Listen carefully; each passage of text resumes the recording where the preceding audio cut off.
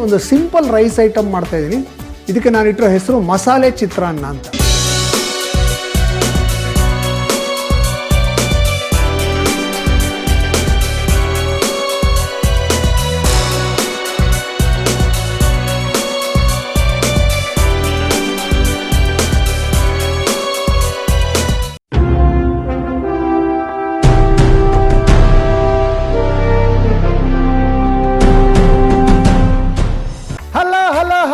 Welcome to Sweet to Kara Coffee, presented by Quality Masala, powered by India Sweet House.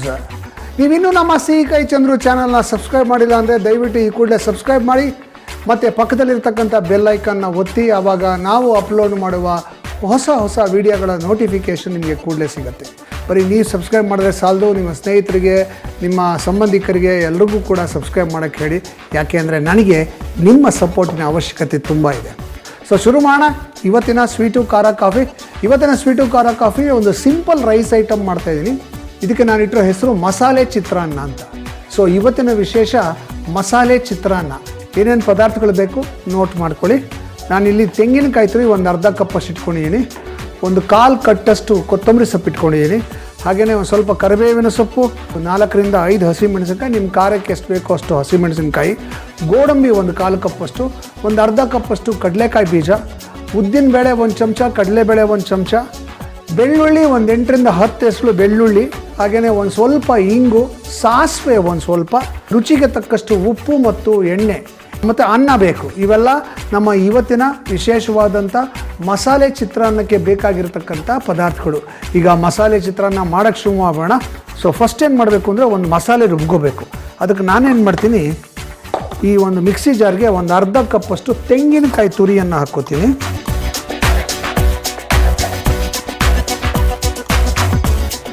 Okay, ಇದಕ್ಕೇ ಹಸಿ ಮೆಣಸಿನಕಾಯಿ ಒಂದು 4, ನಿಮಗೆ ಖಾರ ಎಷ್ಟು ಬೇಕೋ ಅಷ್ಟು ನೋಡ್ಕೊಂಡು ಹಾಕ್ಕೊಳ್ಳಿ.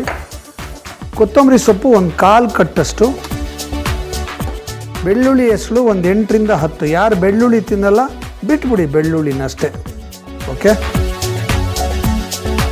ಫಸ್ಟು ಇದನ್ನು ನೀರು ಇಲ್ದಿರ ಹಾಗೆ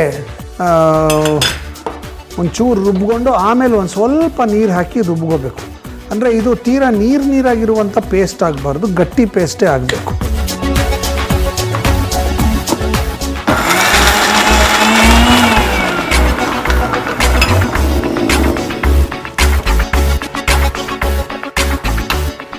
ಇಷ್ಟು ರುಬ್ಕೊಂಡ್ಮೇಲೆ ಒಂಚೂರು ನೀರು ಹಾಕಿ ಗಟ್ಟಿಯಾಗೆ ರುಬ್ಕೋಬೇಕು.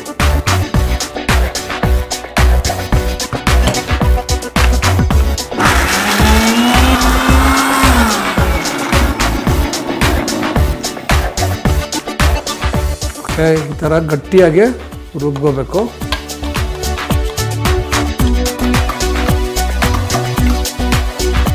ಇದೊಂಚೂರು ರುಬ್ಬಾದ ಮೇಲೆ ಇದಕ್ಕೆ ಒಂದು ಅರ್ಧ ಚಮಚದಷ್ಟು ಸಾಸಿವೆ ಹಾಕೋಣ. ಸಾಸಿವೆ ಹಾಕ್ಬಿಟ್ಟು ನುಣ್ಣಗೆ ಇವಾಗ ಪೇಸ್ಟ್ ಮಾಡ್ಕೋಬೇಕು. ಇದಕ್ಕೆ ಒಂದು ಸ್ವಲ್ಪ ನೀರು ಹಾಕ್ಕೊಂಡ್ಬಿಡ್ತೀನಿ.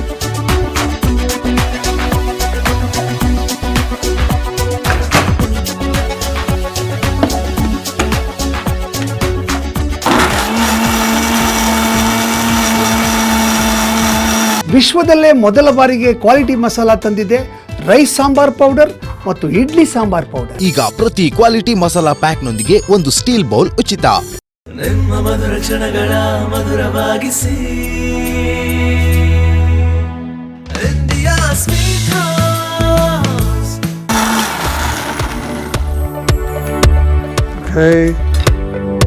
ನಮ್ಮ ಪೇಸ್ಟ್ ರೆಡಿ ಆಯಿತು.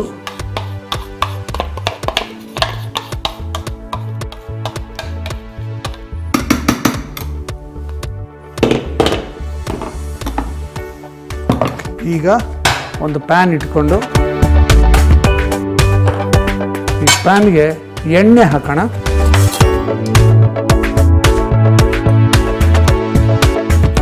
ಒಂದು 4 ಚಮಚದಷ್ಟು ಎಣ್ಣೆ.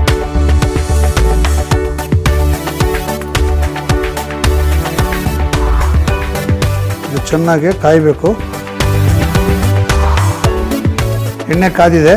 ಇದಕ್ಕೆ ಒಂದು ಸ್ವಲ್ಪ ಇಂಗು,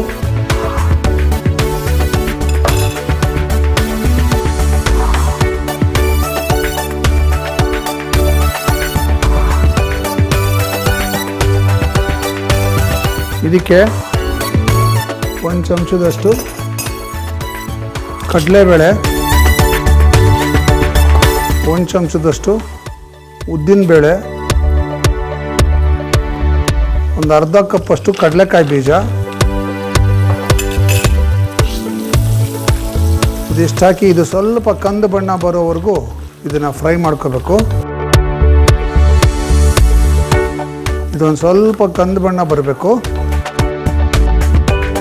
ಅಷ್ಟರಲ್ಲಿ ನಮ್ಮ ಇವತ್ತಿನ ಕಿವಿ ಮಾತನ್ನು ಹೇಳ್ಬಿಡ್ತೀನಿ. ಎಲ್ಲರ ಮನೆಯಲ್ಲೂ ಈ ಥರ ಒಂದು ಪ್ಲಾಸ್ಟಿಕ್ ಬಾಟ್ಲ್ ಇಟ್ಕೊಂಡಿರ್ತಾರೆ ನೀರು ಕುಡಿಯೋಕ್ಕೆ ಅಲ್ವಾ. ಇದು ಯೂಸ್ ಮಾಡ್ತಾ ಮಾಡ್ತಾ ಒಂಥರ ವಾಸನೆ ಬರೋಕ್ಕೆ ಶುರುವಾಗುತ್ತೆ. ಆಮೇಲೆ ಸರಿಯಾಗಿ ಕ್ಲೀನ್ ಮಾಡೋಕ್ಕಾಗಲ್ಲ. ಇದೆಲ್ಲ ತುಂಬ ಸಮಸ್ಯೆ ಇರುತ್ತೆ. ಆವಾಗ ಈ ಪ್ಲಾಸ್ಟಿಕ್ ಬಾಟ್ಲ್ ಹಾಳಾಗೋಯ್ತು ಅಂತ ಬಿಸಾಕ್ಬಿಟ್ಟು ಇನ್ನೊಂದು ಪ್ಲಾಸ್ಟಿಕ್ ಬಾಟ್ಲ್ ತೊಗೊಳ್ತೀವಿ. ಬಿಸಾಕಿದಾಗ ಏನಾಗುತ್ತೆ, ಆ ಪ್ಲಾಸ್ಟಿಕ್ಕು ಹಾಗೆ ಅದು ಸಾವಿರಾರು ವರ್ಷ ಆದರೂ ಇರುತ್ತೆ, ಹಾಳಾಗೋಗಲ್ಲ. ಅದಕ್ಕೆ ನಾವೇನು ಮಾಡಬೇಕು, ಇದನ್ನು ರೀಯೂಸ್ ಮಾಡಬೇಕು.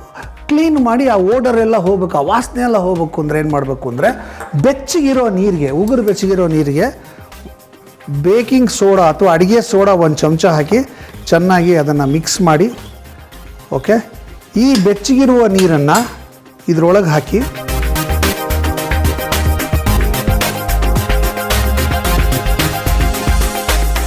ಥರ ಒಂದು ಅರ್ಧ ತುಂಬಿಸಿ ಮುಚ್ಚಳ ಮುಚ್ಚಿ ಚೆನ್ನಾಗಿ ಇದನ್ನು ಶೇಕ್ ಮಾಡ್ತಾ ಮಾಡ್ತಾ ಮಾಡ್ತಾ ಮಾಡ್ತಾ ಮಾಡ್ತಾ ಮಾಡ್ತಾ ಕ್ಲೀನ್ ಮಾಡಬೇಕು. ಹೀಗೆ ಮಾಡೋದ್ರಿಂದ ಇದರಲ್ಲಿರುವಂಥ ದುರ್ನಾತ ಅಥವಾ ಪ್ಲಾಸ್ಟಿಕ್ ಸ್ಮೆಲ್ ಇರುತ್ತಲ್ಲ, ಆ ಪ್ಲಾಸ್ಟಿಕ್ ಸ್ಮೆಲ್ ಹೊರಟೋಗುತ್ತೆ. ಬಾಟಲ್ ಕೂಡ ಕ್ಲೀನ್ ಆಗುತ್ತೆ. ಇದರಲ್ಲಿ ಯಾವುದೇ ರೀತಿಯಾದಂಥ ಕ್ರಿಮಿಕೀಟಗಳು ಏನೇ ಇದ್ದರೂ ಕೂಡ ಅವೆಲ್ಲ ಸತ್ತೋಗುತ್ತೆ. ಸೊ ಮತ್ತೆ ಈ ಬಾಟಲ್ನ ನಾರ್ಮಲ್ ನೀರಲ್ಲಿ ತೊಳೆದ್ಬಿಟ್ಟು ನಾರ್ಮಲ್ಲಾಗಿ ಯೂಸ್ ಮಾಡ್ಬೋದು. ನೋಡಿ ಎಷ್ಟು ಕ್ಲೀನಾಗಿ ಹೋಯ್ತು. ಇವಾಗ ಕಾಣಿಸುತ್ತಾ ನಿಮ್ಗೆ ಇಲ್ಲಿ ಕ್ಲೀನಾಗಿರೋದು?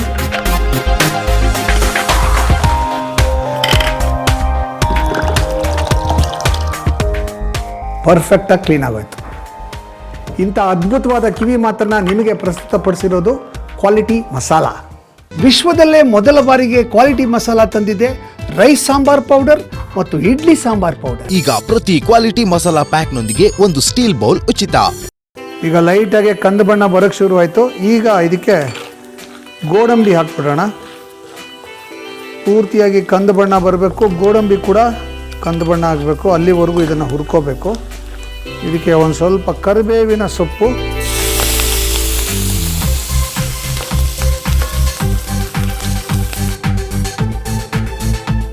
ಆಫ್ ಮಾಡಿಬಿಡ್ತೀನಿ. ಇದಕ್ಕೆ ನಾವು ರುಬ್ಕೊಂಡಿರುವಂಥ ಮಸಾಲೆಯನ್ನು ಹಾಕ್ಕೊಳ್ಳೋಣ.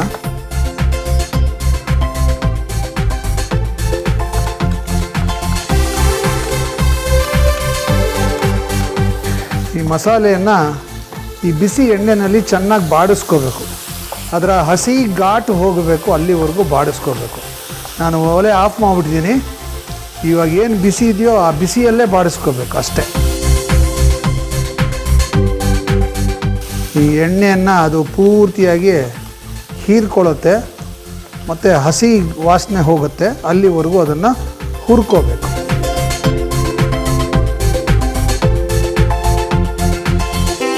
ಅಷ್ಟೇ. ಈಗ ಇದನ್ನು ಪಕ್ಕಕ್ಕೆ ಇಟ್ಬಿಡೋಣ. ಇದೊಂದು ಸ್ವಲ್ಪ ಆರಬೇಕು.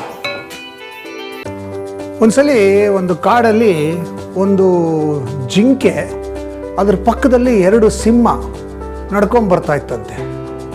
ನೀವೆಲ್ಲಾದರೂ ಇಮ್ಯಾಜಿನ್ ಮಾಡೋಕ್ಕಾಗತ್ತಾ ಒಂದು ಜಿಂಕೆ ಪಕ್ಕದಲ್ಲಿ 2 ಸಿಂಹ ವಾಕಿಂಗ್ ಮಾಡೋದನ್ನು? ಆದರೆ ಆ ಕಾಡಲ್ಲಿ 2 ಸಿಂಹ ಮತ್ತು ಒಂದು ಜಿಂಕೆ ವಾಕಿಂಗ್ ಮಾಡ್ಕೊಂಡು ಬರ್ತಾ ಇತ್ತಂತೆ. ಒಬ್ಬ ಸಾಧು ನೋಡಿದ್ನಂತೆ, ಆಶ್ಚರ್ಯ ಆಗ್ಬಿಡ್ತಂತೆ ಅವನಿಗೆ. ತನ್ನ ಕಣ್ಣನ್ನು ತಾನೇ ನಂಬೋಕ್ಕಾಗಲಿಲ್ವಂತೆ. ಆಗ ಜಿಂಕೆಯನ್ನು ಕೇಳಿದ್ನಂತೆ, ಅದು ಹೆಂಗಿದು ಸಾಧ್ಯ? ಇದು ನೀನು ನಡ್ಕೊಂಬರ್ತಿದ್ಯಾ, ನೀನು ಪಕ್ಕದಲ್ಲಿ ನಿನ್ನ ಪರಮ ವೈರಿ ಸಿಂಹಗಳು, ಅದು ನಿನ್ನ ಪಕ್ಕದಲ್ಲಿ ನಡ್ಕೊಂಬರ್ತಾ ಇದೆ, ಹೆಂಗಿದು ಸಾಧ್ಯ ಅಂತ ಕೇಳಿದ್ನಂತೆ. ಆಗ ಜಿಂಕೆ ಹೇಳುತ್ತಂತೆ, ಏನಿಲ್ಲ, ಆ್ಯಕ್ಚುಲಿ ಏನಾಗಿತ್ತು ಅಂದರೆ, ಹಿಂದೆ ಒಂದು ಸಿಂಹ 2 ಮರಿಗೆ ಜನ್ಮ ಕೊಟ್ಟು ಸತ್ತೋಗ್ಬಿಡ್ತು. ಆ ಮರಿಗಳು ಊಟಕ್ಕಿಲ್ದಿರ, ಆಹಾರ ಇಲ್ದಿರ ಪರದಾಡ್ತಾ ಇದ್ವು. ಅದನ್ನು ನೋಡಿದಾಗ ನನಗೆ ಒಂಥರ ಅದ್ರ ಮೇಲೆ ಕರುಣೆ ಹುಡ್ತು. ನಾನು ಅದಕ್ಕೆ ನನ್ನ ಹಾಲನ್ನು ಕೊಟ್ಟು ಅದನ್ನು ಬೆಳೆಸಿದೆ.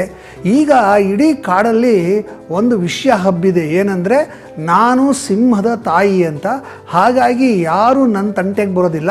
ಈ 2 ಸಿಂಹಗಳು ನನ್ನ ತಾಯಿ ಥರ ನೋಡುತ್ತೆ, ನನಗೆ ಅದು ಕಾಪಾಡುತ್ತೆ, ನನ್ನನ್ನು ತಿನ್ನಲ್ಲ ಅಂತ ಹೇಳ್ತಂತೆ. ಈ ಇಷ್ಟು ಮಾತುಕತೆ ನಡೀತಾ ಇದ್ದನ್ನ ಅಲ್ಲೇ ಮರದ ಮೇಲೆ ಕೂತಿದ್ದಂಥ ಒಂದು ಗಿಣಿ ಕೇಳಿಸ್ಕೊಳ್ತಂತೆ. ಅರೆ ರೇ, ಎಂಥ ಒಳ್ಳೆ ಕೆಲಸ ಮಾಡ್ತು ಈ ಜಿಂಕೆ, ನಾನು ಈ ಥರ ಒಂದು ಒಳ್ಳೆ ಕೆಲಸ ಮಾಡಿ ಒಳ್ಳೆ ಹೆಸರನ್ನ ಪಡಿಬೇಕು ಅಂತ ಯೋಚನೆ ಮಾಡ್ತಾ ಹಾರ್ತಾ ಇತ್ತಂತೆ. ನೋಡಿದ್ರೆ ನೆಲದ ಮೇಲೆ ಒಂದು ಹಾವು ಬಿದ್ದು ವಿಲವಿಲ ಒದ್ದಾಡ್ತಾ ಇತ್ತಂತೆ. ಓ, ಹಾವಿಗೇನೋ ತೊಂದರೆ ಆಗಿದೆ ನೋಡೋಣ ಅಂತ ಕೆಳಗೆ ಬಂದು ನೋಡಿದ್ರೆ ಆ ಹಾವಿಗೆ ಹೊಟ್ಟೆನಲ್ಲಿ ಒಂದು ದೊಡ್ಡ ಮುಳ್ಳು ಚುಚ್ಕೊಂಬಿಟ್ಟಿತ್ತಂತೆ. ಓಹೋ, ಈಗ ಜಿಂಕೆ ಥರ ನಾನು ಈ ಹಾವಿಗೆ ಸಹಾಯ ಮಾಡಿದ್ರೆ ಈ ಹಾವು ನನ್ನನ್ನು ಪ್ರೊಟೆಕ್ಟ್ ಮಾಡುತ್ತೆ ಅಂತ ಗಿಳಿ ಅಂದ್ಕೊಳ್ತಂತೆ. ಸೀದಾ ಕೆಳಗೆ ಬಂದು ಹಾವಿ ಚುಚ್ಕೊಂಡಿತ್ತಲ್ಲ ಮುಳ್ಳು, ಅದನ್ನು ರಬಕ್ ಅಂತ ಕಿತ್ತುಬಿಡ್ತು. ಕಿತ್ತಿದ ತಕ್ಷಣ ಸ್ವಲ್ಪ ಸುಧಾರಿಸ್ಕೊಳ್ತು ಹಾವು. ಈ ಗಿಳಿ ಅದ್ರ ಹತ್ರ ಹೋಗ್ಬಿಟ್ಟು, ಏನಪ್ಪ ಹಾವು, ನಿನಗೇನು ತೊಂದರೆ ಆಗಿಲ್ವಾ, ಆರಾಮವಾಗಿದೆಯಾ ಅಂತ ಕೇಳ್ತಂತೆ. ತಕ್ಷಣ ಹಾವು ರಬಕ್ ಅಂತ ಎಗ್ರಿ ಆ ಗಿಳಿಗೆ ಕಚ್ಚಿಬಿಡ್ತಂತೆ. ವಿಷ ಬಂತು, ಗಿಳಿ ಅಲ್ಲೇ ನೆಲದ ಮೇಲೆ ಬಿದ್ದು ಒದ್ದಾಡ್ತಾ ಇತ್ತು. ಅದೇ ಟೈಮ್ಗೆ ಅದೇ ಸಾಧು ಬಂದಂತೆ. ಸಾಧುಬಿಟ್ಟು, ಗಿಳಿ ಏನಾಯ್ತು ನಿನಗೆ, ಯಾಕೆ ಹಿಂಗೆ ಬಿದ್ದಿದ್ಯಾ ಏನದಾಗ, ಅಯ್ಯೋ ನೀವು ಒಳ್ಳೆ ಕತೆ, ನೀವಾಗಲೇ ಒಂದು ಜಿಂಕೆ ಕೇಳಿದ್ರಲ್ಲ, ಜಿಂಕೆ ಹೇಳ್ತಲ್ವ ನಾನು ಸಿಂಹದ ಮರಿಗೆ ನಾನು ಹಾಲು ಕೊಟ್ಟೆ ಅಂತ, ಅದೇ ಥರ ನಾನು ಯಾರಿಗಾರು ಸಹಾಯ ಮಾಡಿದ್ರೆ ನನಗೆ ಒಳ್ಳೆ ಸ್ನೇಹಿತರು ಸಿಗ್ತಾರೆ, ನನಗೆ ಒಳ್ಳೆ ಹೆಸರು ಬರುತ್ತೆ ಅಂತ ಈ ಒಂದು ಹಾವಿಗೆ ನಾನು ಸಹಾಯ ಮಾಡಿದೆ, ಆದರೆ ಆ ಹಾವು ನನ್ನನ್ನು ಕಚ್ಚಿಬಿಡ್ತು ಅಂತ ಹೇಳ್ತಂತೆ. ಯಾಕೆ ಈ ಕತೆ ಹೇಳಿದೆ ಅಂದರೆ, ನಾವು ಯಾರಿಗಾದರೂ ಸಹಾಯ ಮಾಡಿದ್ರೆ ಎಂಥವ್ರಿಗೆ ಮಾಡಬೇಕು ಅನ್ನೋದು ಭಾಳ ಮುಖ್ಯ ಆಗುತ್ತೆ. ನಮ್ಮ ಸಹಾಯವನ್ನು ನೆನೆಸ್ಕೊಳ್ಳೋರು, ನಮ್ಮ ಸಹಾಯಕ್ಕೆ ಕೃತಜ್ಞತೆಯನ್ನು ತೋರಿಸೋರಿಗೆ ನಾವು ಸಹಾಯ ಮಾಡಬೇಕು. ನಾವು ಮಾಡುವ ದಾನ ಅಪಾತ್ರ ದಾನ ಆಗಬಾರ್ದು, ನಾವು ಮಾಡುವ ಸಹಾಯ ವೇಸ್ಟ್ ಆಗಬಾರ್ದು. ಯಾರು ನಮಗೆ ಸಹಾಯ ಪಡೆದು ನಮ್ಮ ವಿರುದ್ಧನೇ ವಿಷ ಕಾರ್ತಾರೋ ಅಂಥವ್ರಿಗೆ ನಾವು ಸಹಾಯ ಮಾಡೋಕ್ಕೆ ಹೋಗಬಾರ್ದು. ಯಾವಾಗಲೂ ಅಷ್ಟೇ ಸಹಾಯ ಮಾಡುವಾಗ ನೀವು ಯೋಚನೆ ಮಾಡಿ, ಯಾರು ಯೋಗ್ಯರೋ ಅವ್ರಿಗೆ ಮಾತ್ರ ಸಹಾಯ ಮಾಡಿ. ಈಗ ಇದಾರಿದೆ, ಈಗೇನು ಮಾಡೋಣ ಅಂದರೆ, ಒಂದು ಪರಾತ ಇಟ್ಕೊಂಡು ಈ ಪರಾತಕ್ಕೆ ನಾವು ಮಾಡಿಕೊಂಡಿರುವ ಅನ್ನ ಹಾಕೋಣ. ಇದು ಅನ್ನ ಹಾಕಿದ್ದೀನಿ. ಈ ಅನ್ನಕ್ಕೆ ನಾವು ರೆಡಿ ಮಾಡಿಟ್ಕೊಂಡಿರ್ತಕ್ಕಂಥ ಈ ಮಸಾಲೆ ಹಾಕ್ಬಿಡೋಣ.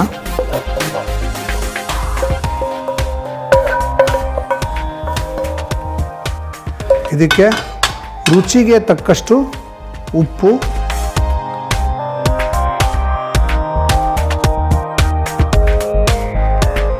ಜೊತೆಗೆ ಇನ್ನೊಂದು ಸ್ವಲ್ಪ ತೆಂಗಿನ ತುರಿ,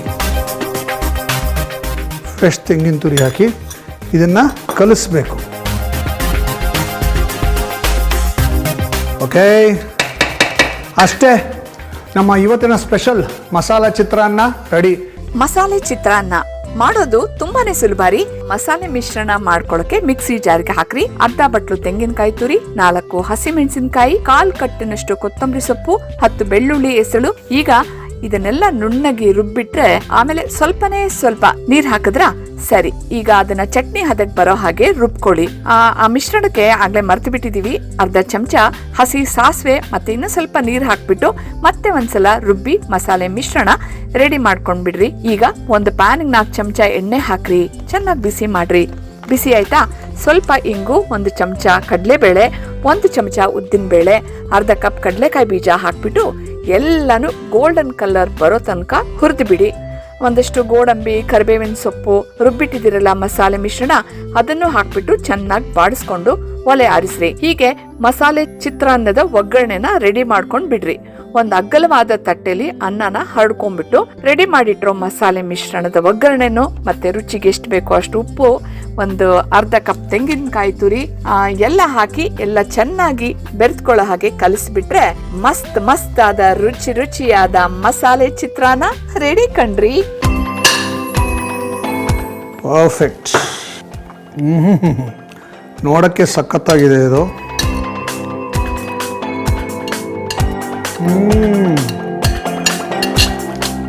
ನಾವು ಮಾಡಿರೋ ಮಸಾಲೆ ಇದೆಯಲ್ಲ ಅದ್ಭುತವಾಗಿದೆ.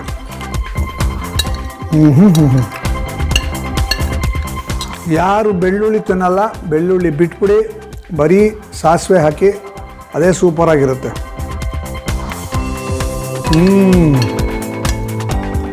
ತುಂಬ ಚೆನ್ನಾಗಿದೆ. ಮಧ್ಯದಲ್ಲಿ ಗೋಡಂಬಿ, ಕಡಲೆಕಾಯಿ ಬೀಜ, ಕುಟುಂಬ ಅಂತ ಉದ್ದಿನಬೇಳೆ, ಕಡಲೆಬೇಳೆ, ಸಖತ್ತಾಗಿರುತ್ತೆ ಟೇಸ್ಟ್. ನೀವಿನ್ನೂ ನಮ್ಮ ಸಿಹಿಕೈ ಚಂದ್ರು ಚಾನಲ್ನ ಸಬ್ಸ್ಕ್ರೈಬ್ ಮಾಡಿಲ್ವಾ? ಪ್ಲೀಸ್ ಈ ಕೂಡಲೇ ಸಬ್ಸ್ಕ್ರೈಬ್ ಮಾಡಿ, ನಿಮ್ಮ ರಿಲೇಟಿವ್ಸ್ಗೆ ಫ್ರೆಂಡ್ಸ್ಗೂ ಸಬ್ಸ್ಕ್ರೈಬ್ ಮಾಡೋಕ್ಕೆ ಹೇಳಿ. ಹಾಗೆಯೇ ಪಕ್ಕದಲ್ಲಿರೋ ಬೆಲ್ ಐಕಾನ್ ಒತ್ತಿ. ಯಾಕೆ ಅಂದರೆ ನಾವು ವಿಡಿಯೋ ಅಪ್ಲೋಡ್ ಮಾಡಿದಾಗ ಅದ್ರ ನೋಟಿಫಿಕೇಷನ್ನು ನಿಮಗೆ ಕೂಡಲೇ ಸಿಗುತ್ತೆ. ಒಂದ್ಸಲಿ ನಾನು ಇವಾಗ ಮಾಡಿರೋ ಈ ಮಸಾಲೆ ಚಿತ್ರಾನ್ನ ನಾನು ಮನೇಲಿ ಮಾಡಿ ಟೇಸ್ಟ್ ನೋಡಿ ಹೇಗಿತ್ತು ಅಂತ ಕಮೆಂಟ್ ಮಾಡಿ. ನನಗಂತೂ ತುಂಬ ಇಷ್ಟ ಆಯಿತು, ಸಖತ್ತಾಗಿದೆ, ಸೂಪರ್.